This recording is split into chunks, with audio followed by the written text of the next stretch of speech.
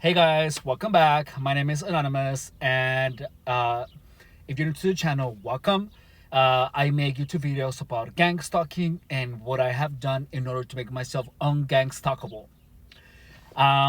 Anyways, so I want to talk to you today about what is the psychological prison that gang stalking puts you into.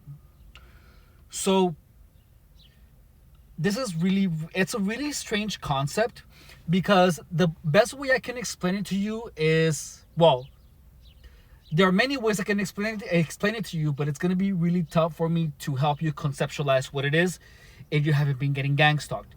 If you have been getting gang stalked, this is gonna help you conceptualize the gang stalking prison and how you can get out of it. So here I'm also going to tell you what methods I have used in order to stop myself from being blocked.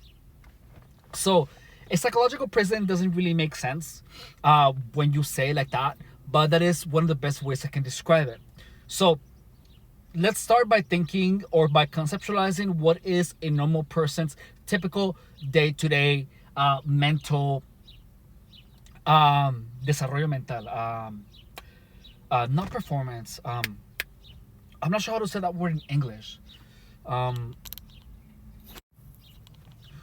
I couldn't think of the word, but I mean how one person the state of someone's mind during the day. So typically one typically as a normal human being allows our mind to wonder.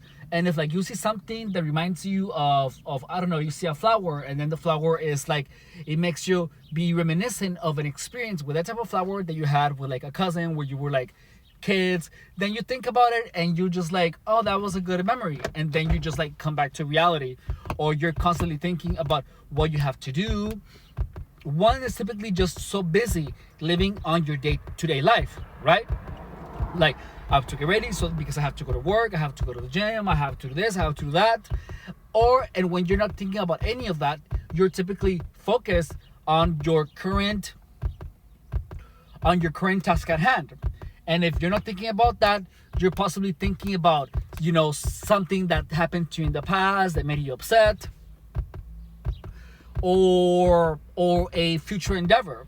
If you're really more self-aware, you might be actively trying to focus on visualizing things that you want to do, things that you want to be, how you want to look like, things like that. Or you're thinking about your friends, gossip, whatever it is.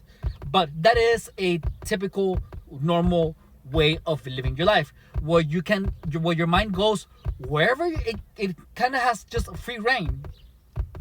So when you're getting gang stalked, it is a process where especially when it goes like through a very long time, the experiences are so negative. And let's say for the first thing that they did was pretty much where they did this with everyone at the gym. Literally went like that. Like if I was looking that way, someone went like that. And then, as a reaction, I would look somewhere else. And then whenever I would look that way, someone else would just go like that. So that tells you, without saying anything, and in a way that no evidence can be produced, tells you we are gang stalkers and we're stalking you. So it starts with that. But then that makes you feel that in these instances, everyone around you will literally be involved in this. Like you can't look anywhere and have someone not do that. Now, with time, this develops the impression that everyone is following you, because typically the first time where that gang stalking is real, it's really, really traumatic.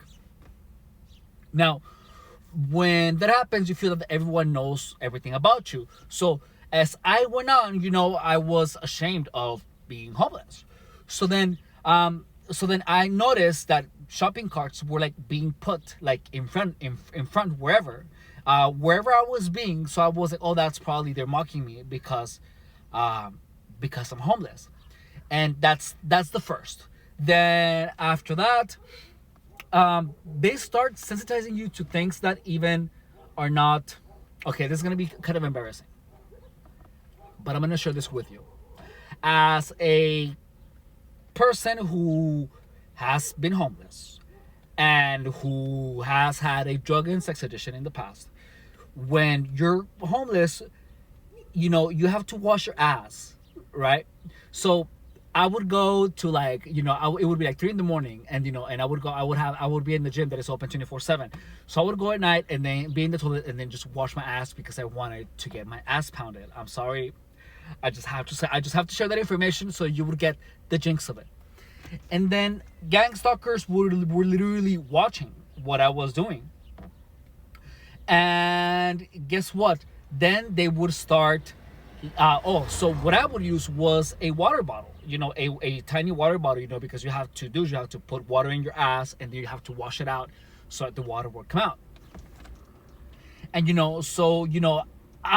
not gonna do that in a park, in a fucking restroom at a park. That's fucking gross. I would do it somewhere where it's more acceptable, especially because when I didn't have money to get a hotel room, I just had to get my socks out, to walk my socks off. So, and then you hear the gang stalkers laughing. So then, when it was like at crazy times in the morning, so that in itself tells you that they were watching everything that I was doing. So then what would happen? So they would start leaving, even at work, water bottles everywhere. And not just water bottles, but water bottles that have been crushed and then open again. And then so that became a symbol of gang stalking. So they would start leaving water bottles everywhere, like as a mockery. That haha, we know what you were doing. You were washing your ass.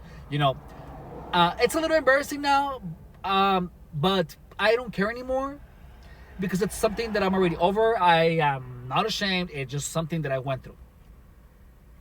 And anyways, so then that's another thing. So water bottles and then shopping carts, and then let's see, with the gang stalkers. So you are particularly sensitive to bright lights. So I would see people that they would literally just be carrying around flashlights, and so then that would make me feel like I was, for some reason, bright lights. When you're getting gang stalked, bright lights are something that you are very very susceptible to. But notice that most of the symbols are symbols that are only effective if you're ashamed of it. I had no other choice. Fuck it. I don't care what now. I really don't care of what people who really don't know me think about me. I was going through a rough time, and I did what I did. Fuck it. If I don't care. So then things start adding up. Now, what else? So, I used to have a lot of sex, so then the word high mileage became a thing. And then, a lot of things that I knew, and I felt that they knew about me. So, but there were only things that I felt shame about. If everyone knew, I don't care anymore. So I like to watch porn with trannies getting their ass pounded wearing stilettos. I've only done that once. It was really fun. But I had to kick the guy out of the hotel because I caught him looking at my fucking wallet when I was passed out. So I just kicked him out of the room. So then that's why when you're getting gang stalked, you feel that everyone knows everything about you because they have they're sharing only the symbols that they see you react to. So they start using tranny. And if they're not,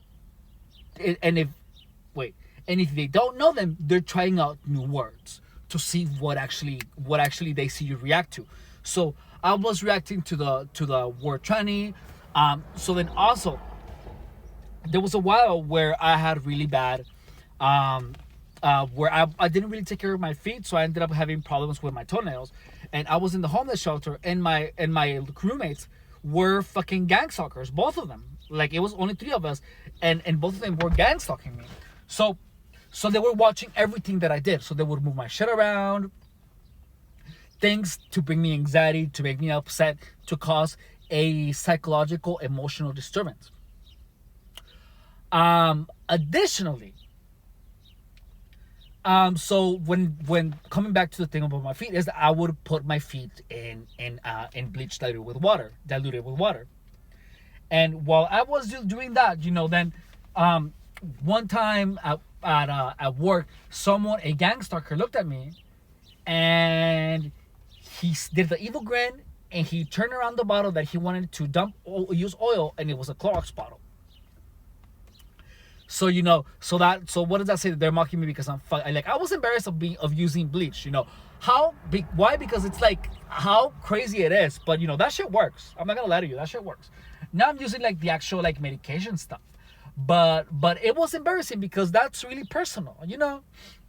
And what next? So next thing is that so with experiences that you have, it begins accumulating.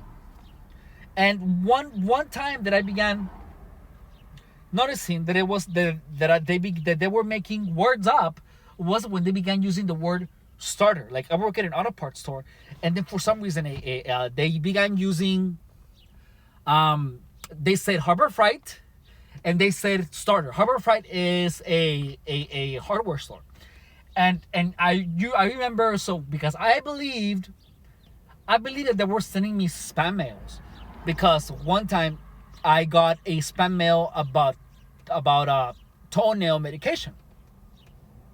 So I was just so convinced that it was because of gang stalking. So then I saw Harbor Freight. That Harbor Freight was sending me a lot of spam mails for some reason. So I began getting spam mails from Harbor Freight, and then like it's a gang stalker began saying that, like Harbor Freight, And I was like, okay, well that's fucking weird. But I had a mild reaction where when they see that you're connecting dots, they began using that word. So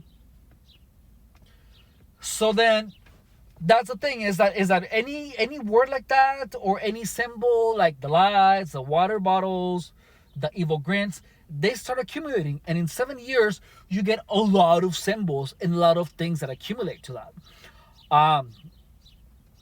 Also, as that goes along, right? So all these symbols just start accumulating. Also words like, so they know when the sensation, when the direct energy weapons are effing you, because they do, and they know this.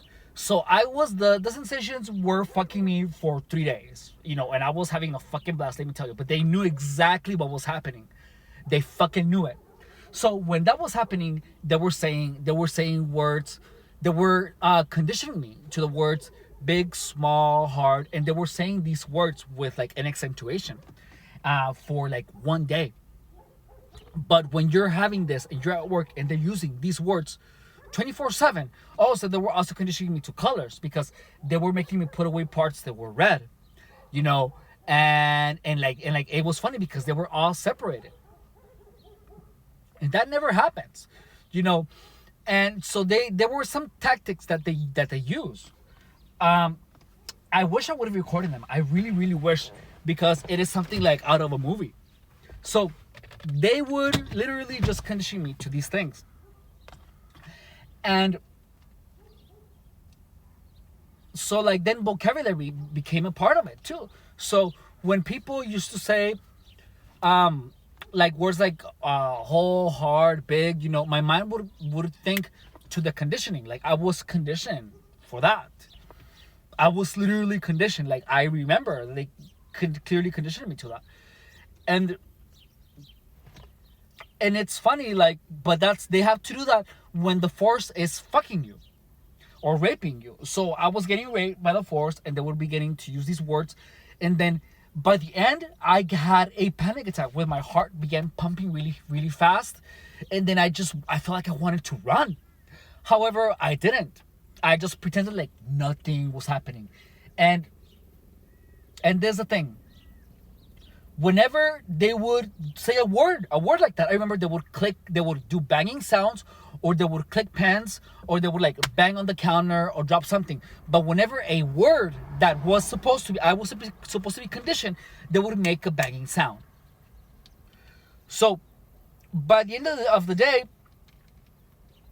I was conditioned to these words. Like these words gave me a negative sensation.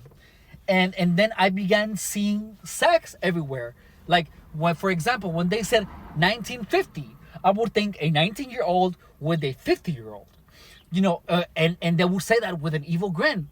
And then also, what else? Give me 1 second. So when they would, then I would remember I would see like one of those oil cans that have like the little spout, and one was fully erect and one was like that, like a limp dick. So then, so then I just looked at it and I was like, that's funny. I laughed because I saw sex, And then I looked at the customer who was asking me for those, and then I was laughing at them. Not at the customer, but at the spout, because oh look, it's like a. I just laughed at it because I saw the sex, but I don't think they saw, so they were just like because they didn't know what I was laughing at. But then, so this stuff really, a normal target would have run outside, would have run away after this because you get a crazy panic attack. However, I knew never run away when you're getting gang stalked. Never ever run away, because that tells them that their tactics are being effective.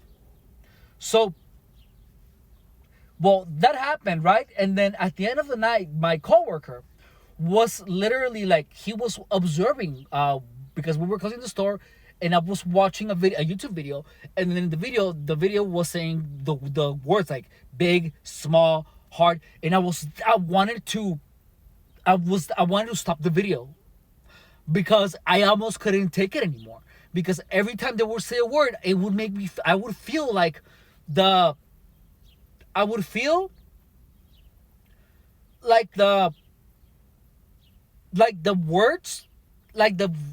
feel like the YouTuber was putting that on purpose to mock me.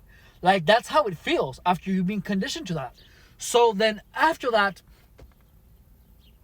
what happened is that I remember that for some reason you start thinking about everything sexual. So then all of a sudden you make all these connections with sex and those words. So then when you look at someone bend over in front of you, you just turn away. That is the key when they know that they successfully, that they have successfully conditioned you. And they know this. So like, next thing I know is that the next day I was at the gym, and then people were just bending over, and then I was like, don't turn away, don't turn away. And I didn't. And then they would just like look at each other like, what happened? Because they knew that they had just conditioned me for a whole day. However, they got no results. But that is the conditioning, that it does that to you, because they putting their ass on your face and you just look away because you start thinking about that they want you to think of sex. So it just feels negative whenever every word becomes part of the vocabulary. So by this point, big, small, hard, whole, high mileage, transmission, bleach, red, white, colors, all of these things in my reality. I am completely sensitized to all these different things. So the whole day, whenever you would see something like that, you would just get this throat sensation, this negative feeling, and that's how you know you're connected. Now, that is the prison. That everywhere you look, everything reminds you of a gang stalking experience, and you can just, and your mind is like, they're putting that on purpose. They're putting that on purpose for me. They're putting that on purpose. That color is doing a turn signal for me. That person is wearing white to mock me. That person is wearing the same hat that I wore to mock me. That person said high mileage to mock me because they mocked me because I had a lot of sex, a lot of gay sex. No, I'm just kidding. Even though it's true, but I'm mocking the cartoon drawn together. A lot of gay sex. Yeah, you know what I mean. If you haven't seen Drawn Together, you watch it. It's hysterical. Now, so that is the prison. That's the prison. That's the gang stalking prison. So that is after 1 year of hard gang stalking. Now, so I was in this prison for a really long time. And so remember that we went over what a typical day-to-day person thinks of? So that I couldn't do that. Because everywhere I looked, anything I looked was a symbol, or everything I heard was a symbol of gang stalking. And and when this happens, you can't think of anything else. So your mind is literally stuck. So for about a year, I had no mind of my own. I couldn't think freely except when I played video games, because I would focus everything on video games and I would forget about gang stalking. And I remember that one time I was playing a video game, and I felt that like the force, the direct energy weapon, the sensations were moving my fingers in such a way that they were messing up my fucking game. And this is true. I thought I was hallucinating, but the sensations did that to me, where I felt like they were pushing my buttons wrong, like the force, the direct energy weapons. This is when I thought direct energy weapons were real, that they were moving my fingers in such a way to mess up my game. Ooh. That was insane, man. It was so insane. So now, imagine that, now I had truly had no escape. Like, I felt like I had no escape. And where, then just after the fact, where I began somehow being able, just somehow, I don't know, I was able to snap out of it. How? I noticed that whenever I was thinking about something gang stalking related, I would just look somewhere. Like just move my eyes, and then the thought would disappear. And then I would I realized that it felt like if my mind was stuck in the back of my head. It was stuck, and when it was when it was in the back of my head, my mind was in a passive state where I wasn't steering it anywhere. It was just back there. And then the symbols, whenever my eyes would look at a symbol, it would just automatically just invoke a thought that had to do with gang stalking. I had no control over that. It was a completely automatic way that my mind was working.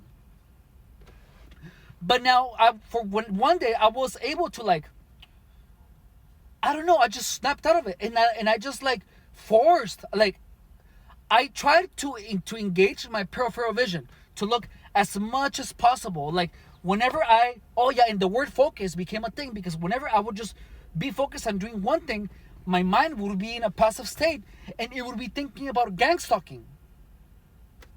So then I would bring my consciousness forward, and I would try to use my third eye.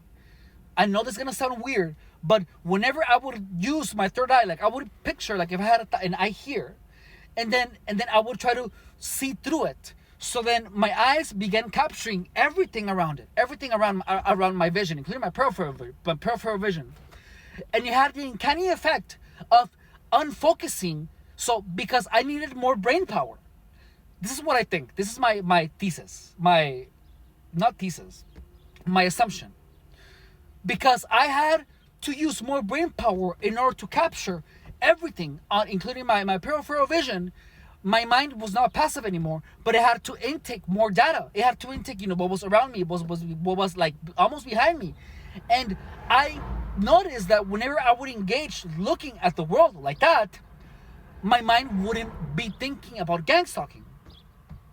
So then, I was like, this is interesting. So then I would then bring my consciousness forward, and my mind, whenever I would do this, my mind, my imagination would visualize like a gas. It was so weird. Like imagine there's an eye, like in biology when you see an eye through the side, like a profile look at an eye with all the inside components of it. So then imagine like that. That's what I would look. And then it would see a gas that would represent my consciousness, and it would go from behind my head to the front, from my retina behind it to the front, like, and it would feel like the front of my eyeballs. And then once it was full, I was boom, and I like snapped out of it. I was able to turn off the entire gang stalking operation. I was able to turn it off. Like I don't know. It was just like a magical switch that I learned how to do. Now, that happened, right? And then I was like, oh my God, I can turn this shit off. So then it was hard. Like, it was hard to do it because whenever I would relax, I would see the gas that represented my consciousness move behind my eyes again. And then I would calm down and I would go in this passive state, and then boom, I would be connected again. But then I began practicing this, and then I was like, okay, so if I start to look outside, I can do this. So then there's the thing. I was still feeling the direct energy weapons, and then whenever I was trying to do that, I would feel like a yank or a sensation on my foot, and boom, it would bring me back. It would pull my conscious mind back in the back of my head again, where I would be back connected into the gang stalking. So then I made it I have to work on mastering this. It was literally die trying, give up, and there's no way. I was like, I see the light now. I can actually come out of it. So then, with practice, I was like, I need to ignore the sensations. So whenever I would feel the sensation and it would try to pull my mind back, I would like do this motion where I would bring my consciousness back. I would like, and I literally, I feel a physical pull on my brain. Like actual reins. It is the craziest thing ever. Like I feel like like actual steering my brain back to my consciousness where I wanted to go. Whew. So then, now that's exactly what I'm doing. With practice, I was able to master this mental steering. I'm sorry, I'm exhausted. This is exactly what I went through, and that's exactly how I began learning how to pull up away from it. So whenever I would see like the color red or the word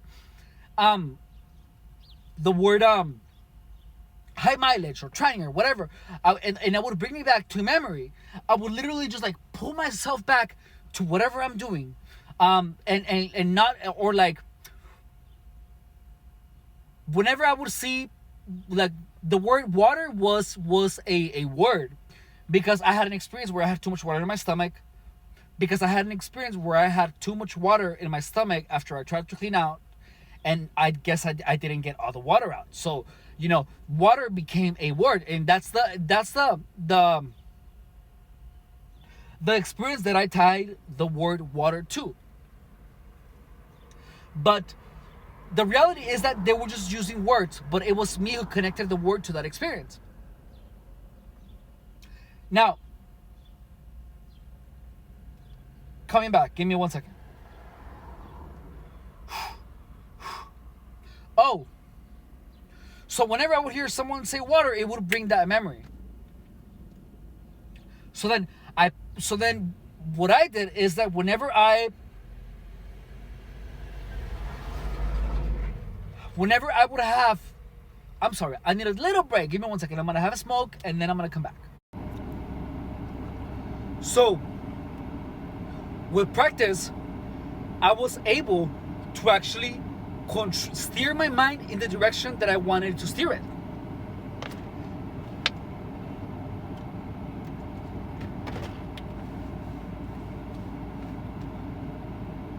And it worked.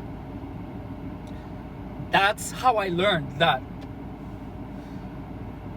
whenever I'm having like a gang stalking thought, I can literally steer my mind away from it.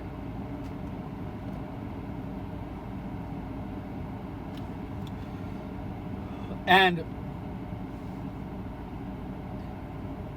I was able to stay disconnected. Disconnected is a term that they use when you are under the gang stalking spell, where everything has a hypnotic effect, where you look at something and then it pulls your mind back to your memories, and you stay stuck there. And then you hear a word, and it pulls you back again, and you're in that prison. But now, because I began practicing pulling my mind away from the memories, whenever I saw something, with practice, the symbols, the words stopped being effective.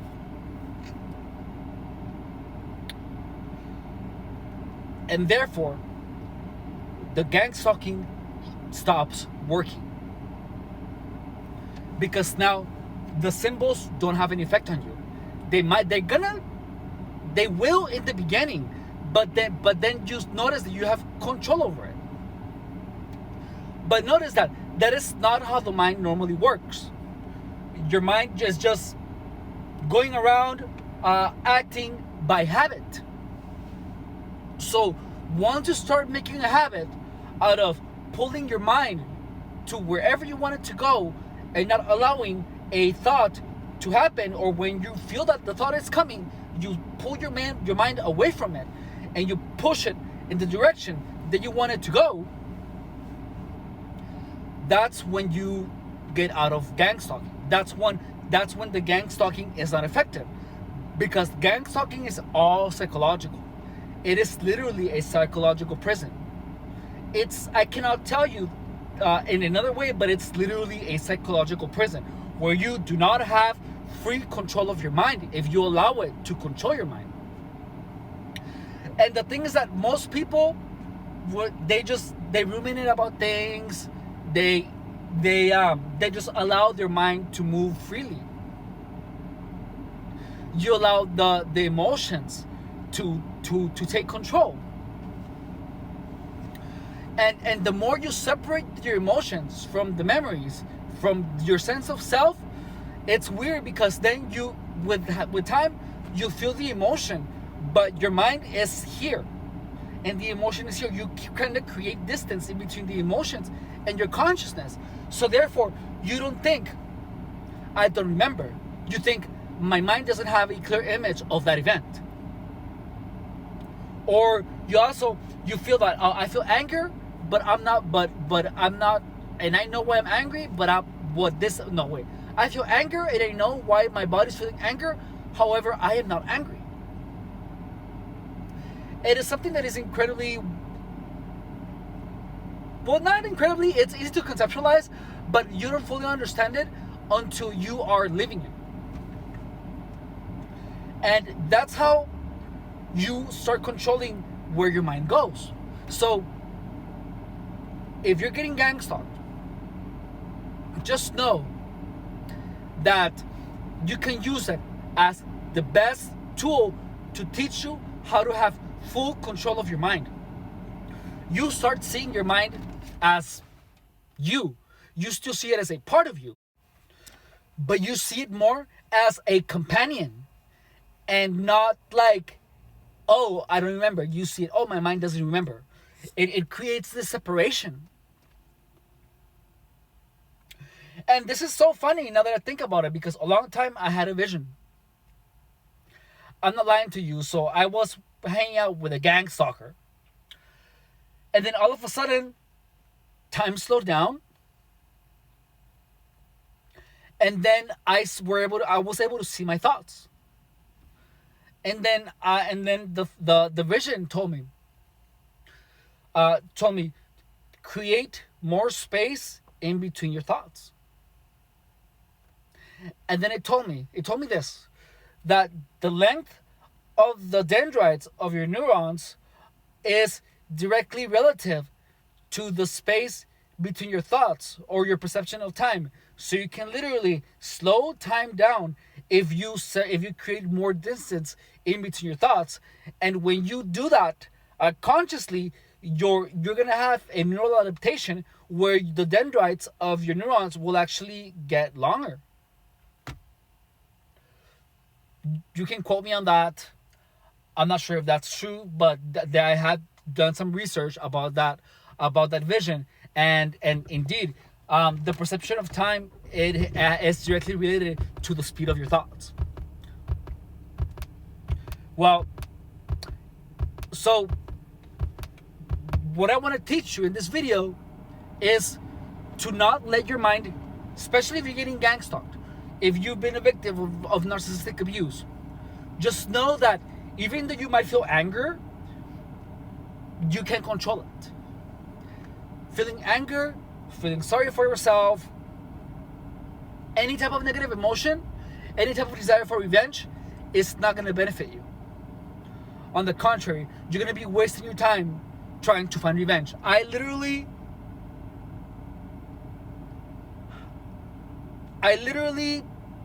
have used to think about it, but listen.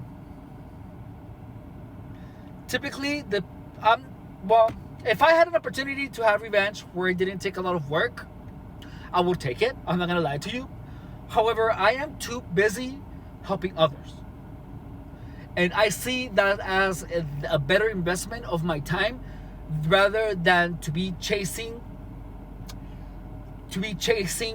satisfaction for someone that has done me wrong. It's not worth my time to seek revenge. It's not. It really isn't. It's not. Not because there's nothing I can do. There's a lot of things I can do, but I don't see that as a benefit to me. I'm not gonna grow because of it. I don't have time to focus on other people, on bringing someone misery. I have done it. I'm not gonna lie to you. I am kind of vengeful if the opportunity presents itself, but I'm not gonna try to invest. I'm not gonna invest my time that I can be investing in building a brighter future for myself and for other people. I'm not gonna, so I don't see any benefit in that. But if the opportunity presents itself for satisfaction, for that, I'm gonna take it. I'm not gonna lie to you. I am gonna definitely take it. But that is not my purpose. My purpose is, as simple as it might be, is to tell you all of this that I'm telling you right now. Because I know that the experiences that I've had, the visions that I've had, it's because this information is needed. Someone needs to hear this. It might be you, it might not be you, but I know that regardless of who you are, this information is going to help someone. And that is why I am making these videos. And that's why I'm going to ask you to please, if I have helped you in one way or another, or somehow take a different approach or something, and if I have helped you make your life better, please share my videos, comment. If you didn't like it, tell me. If it helped you, just share, like, subscribe. Thank you so much for watching. I love you. Bye.